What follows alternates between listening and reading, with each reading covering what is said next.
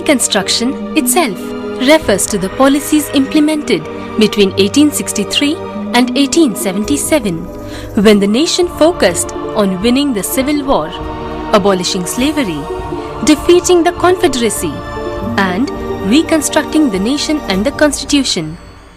American Civil War, the military conflict between the United States of America, the Union, and 11 secessionist southern states, the Confederate States of America, the Confederacy, has caused a considerable havoc in the political economy of the South. At the end of the American Civil War, most of the factories, farms, and cities of the South had been devastated, and there was a spirit of retaliation against the southern states. Professor Palit better elucidates the situation, as there was a spirit of vendettas. After the Civil War, there was a spirit of vendetta in the air. The North particularly thought that they had won the war against the South, and therefore they wanted to chastise the South for their indiscipline, their rebellion. And this would take various forms. They pleaded that the South should not get any compensation for land. They should not get back their land. That there should be no representation of the South into the federal government, either in the Senate or in the Congress or in the cabinet. They even suggested that the tariff wall should be made very high so that southern cotton didn't sell in the northern market or in the global market. They also suggested that money supply should be made very tight so that they would have to produce more to earn a single gold dollar. And another thing that they planned was that the northern Republicans should go to the South and become the governors of these states which had earlier seceded and then come back to the American Union. So the governors should all be made from the Republican Party of the North, and that they would also have total representation in the federal government as well. And for these reasons, they actually went over to the South to establish their control over the freed. After the Civil War, many Northerners, mostly young men in their 20s and 30s, who had served in the Union Army during the Civil War, moved to South to carve out a space for themselves. They were referred to as the carpetbaggers. Explaining the reason of the carpetbaggers being named so, Professor Palit says, these people of the Northern Republicans were known in history as the carpetbaggers because they carried a carpet bag with them. That's why they were called carpetbaggers. But this was the nickname for the political opportunists of the North.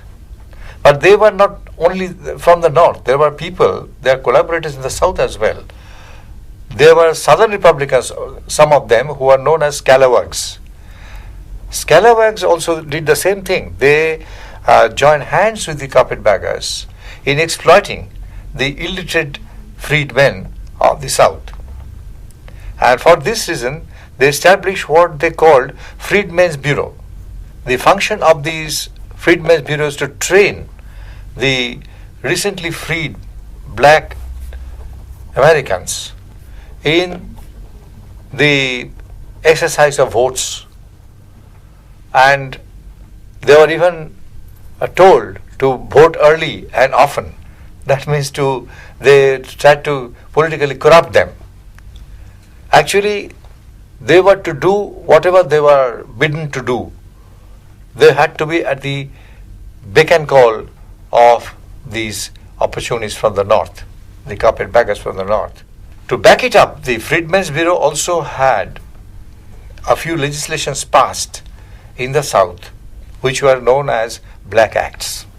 Black Acts were actually various retrograde acts to punish the black vagrants if they do not conform to the wishes of the Northern Republicans. So the spirit of vendetta was on. That is what I wanted to say. So black acts were passed which were actually to punish the truant, obstinate blacks. And apart from that, even if the black acts failed, they would have the force of Ku Klux Klan. That is, they are the rough and tough men of these people. And they would physically coerce the recalcitrant blacks into submission. That's the worst part of it. In this way, some kind of a republican regime was established over the South soon after the Civil War. So then what was the economic condition of the South during that time? It's a good question. I had been given the political scenario so far, but the economic condition was also desperate at this point. And we see that, really speaking, the erstwhile flourishing cotton economy of the South had been shattered because of the Civil War. Cotton was no longer the king, not only in the world, not only in the North, not even in the South. It did not really become the money spinner it used to be. So that was a very sad situation. And many of these people had lost their land, and the northern Republicans would not allow them to regain their land for cultivation. So that was also economically very desperate. And on top of that, money supply was kept very tight, and it was based on gold standard. And the black people, though they were freed, they had no way of earning this money by hard labor, because jobs were not available in the South at that time. Whatever jobs had been created, they were all in the North, because North was fast industrializing.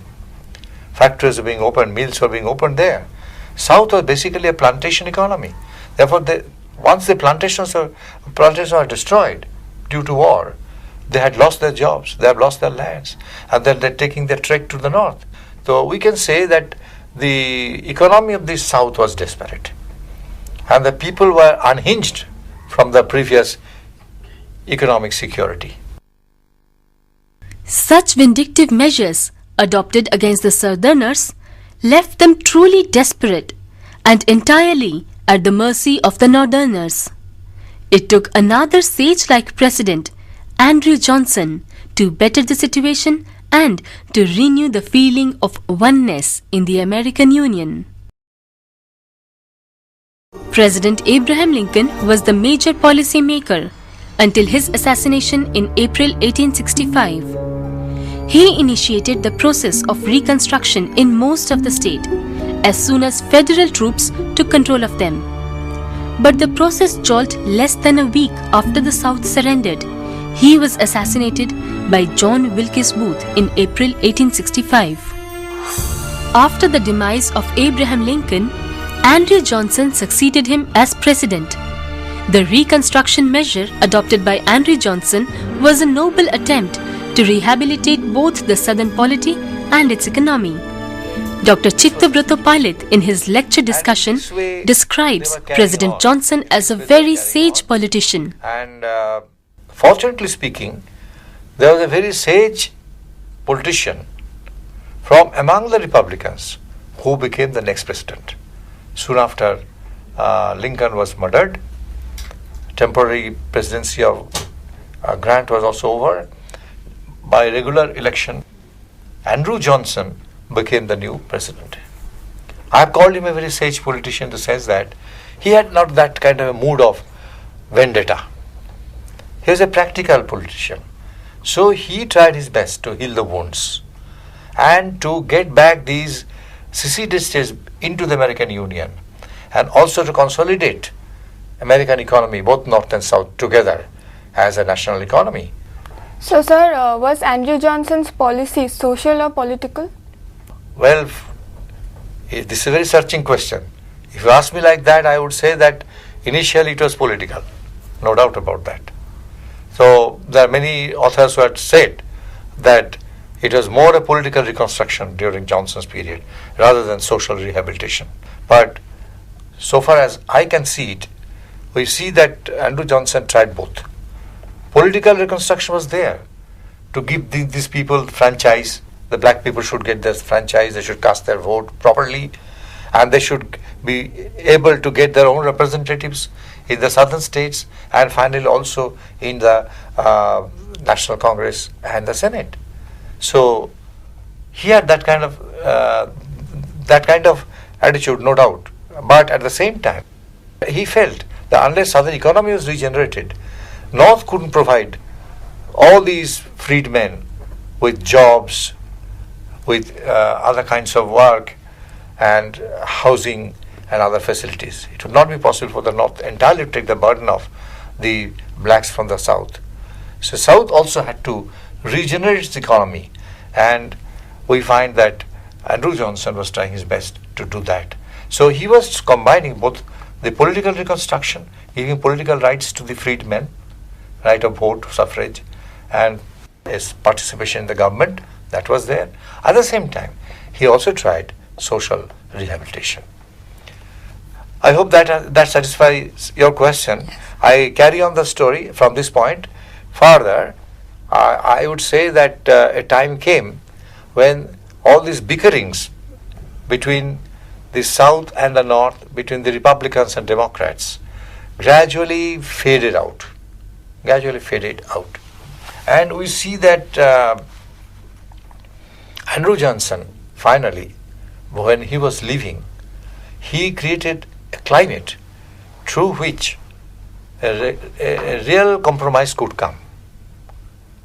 And that was visible when the next election came in 1868. The northern candidate was Hayes and the southern candidate was Tilden. It was to be a fight between Tilden and Hayes.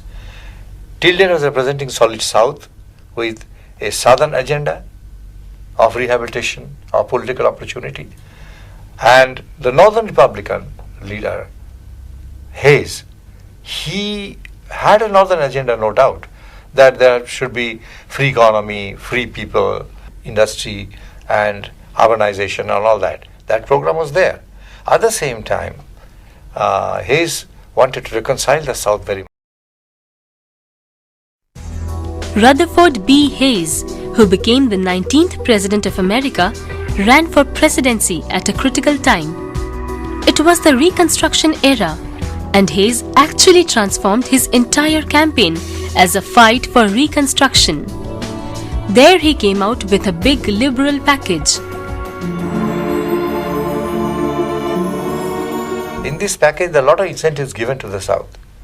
And we find that, first of all, land was restored to them. Literally, land was restored to them, and agriculture once again would become buoyant in the South. Part of plantation economy was revived. That was there, that was one. Secondly, tariff was scaled down so that southern goods could sell in the world market. Particularly cotton could sell in the world market. So that was done. Money was made cheaper once again. Silver coins were allowed into the market. So the strict gold standard was no longer there. This was there. And then politically also, there could be southern Democrats as governors of the southern states.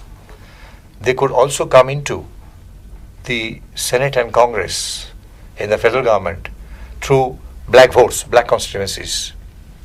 What was the corruption of the earlier days of Freedmen's Bureau? These were now reduced, and genuine representation of the black people into the Senate and into the Congress was possible.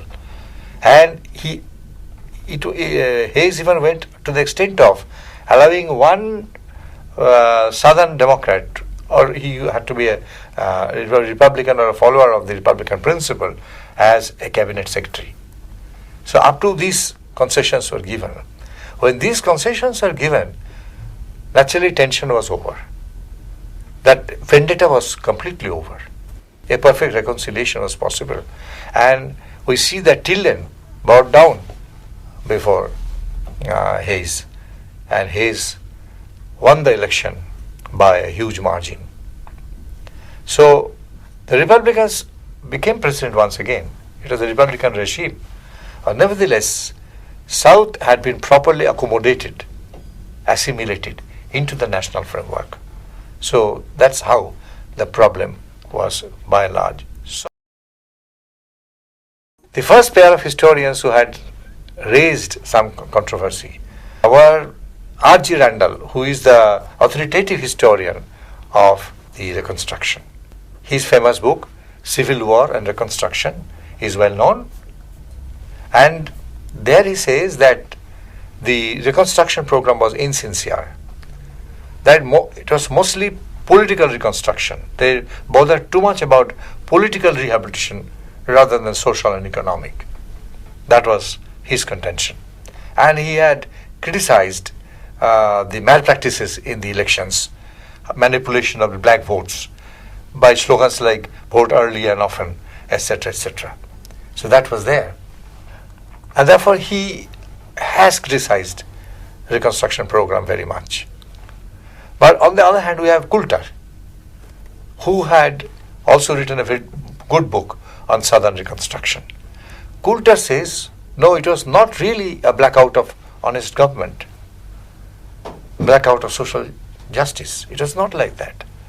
Many of the southern states, which actually had a northern Republican as governor, but many of the blacks as representatives in the state legislature, they passed many good legislations in favor of the blacks.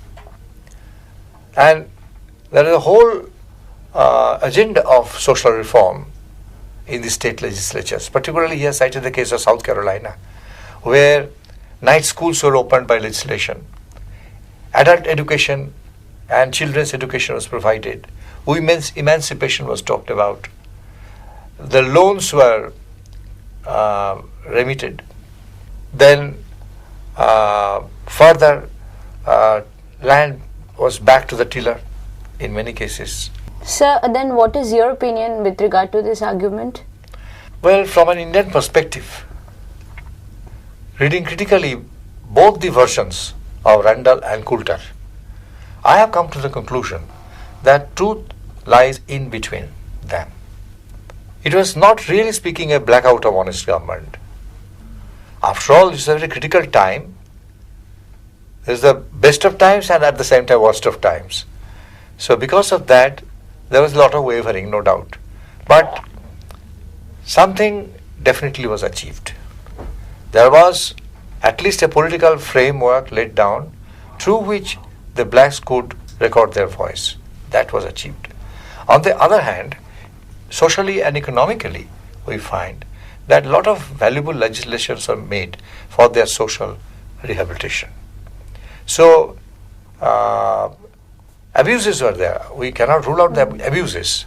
Political opportunism was there, and we have already talked about the Ku Klux Klan, who had actually physically assaulted many blacks, and the black courts where they were discriminated against, as in apartheid. So that things were done. They couldn't go to the white school, to white hospital, and all these white clubs. These things were there. So the black side is there, the white side is also there. In between the two, I would say that Coulter is partially right. Randall, when he talks about the abuses, he's also right. So one has to balance these two opinions and write one's own text. Controversy is between two very famous historians. One is Dwight Dumont. Dwight Dumont is a Marxist, and Dumont says that though these people were freed, the political freedom was given and economically they were freed, they migrated to north. Once they came to north, it was not a paradise for them. They thought that it was going to be their paradise, but they ultimately entered into slums, into ghettos, got the lowest ranks of jobs. Mainly they sold themselves as cheap labor. So he argues that once a slave, always a slave.